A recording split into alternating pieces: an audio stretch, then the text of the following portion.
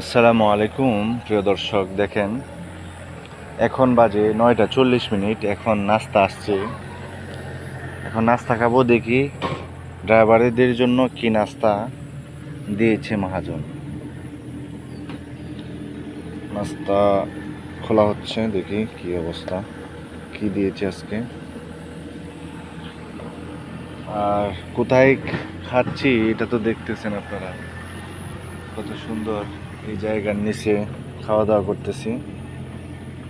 কিচ্ছু করার নেই ভাই, দুনিয়াতে আসছি, পুরুষ হয়ে জন্ম নিয়েছি, কাজকর্ম করতেই হবে।